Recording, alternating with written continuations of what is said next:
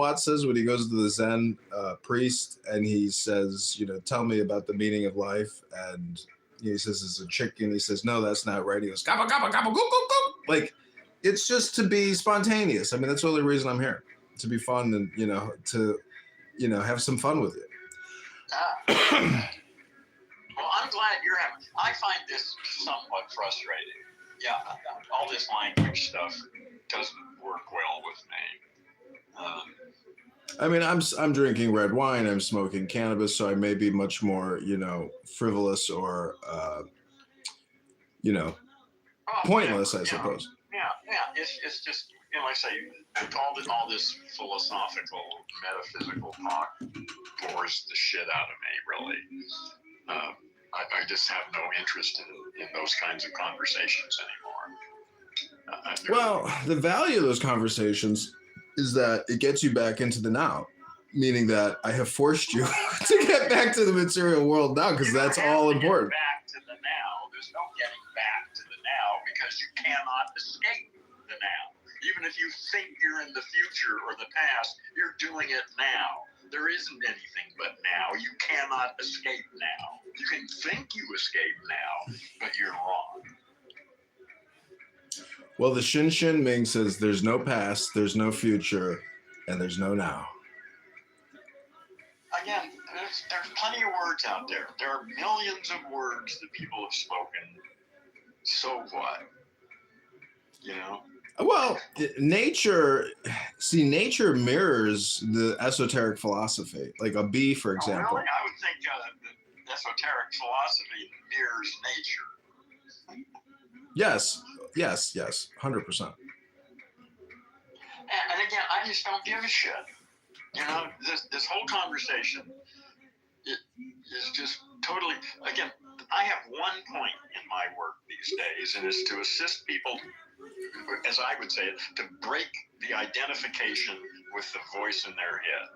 That's the only purpose of my work these days, to set up a situation where I can assist people to realize that the voice in their head is just their language machine. It's not something I am doing.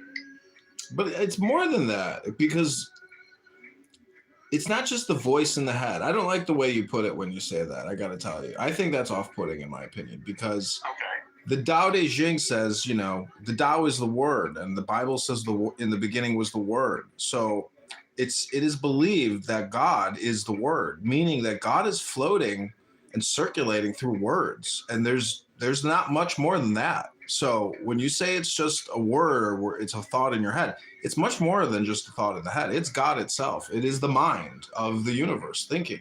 You are that mind. That's my opinion. I mean, I don't see that as a contradiction to what I just said. I think they're different maps for the same territory. Yeah, I know. I see. That's why I agree with you, but that's why I say I think it still sounds to me like I think you need to like flower it more. It's just too abrasive, like, because it's good news. So like it has to be reframed positively, like a gospel, No, well, listen, you frame it. You do your work, and I'll do my work. I'm just a bee. I'm and I'm a bug. I'm a fly. Well, I don't know what my true deep nature is. I am a mystery. Language simply failed to capture whatever the fuck I is.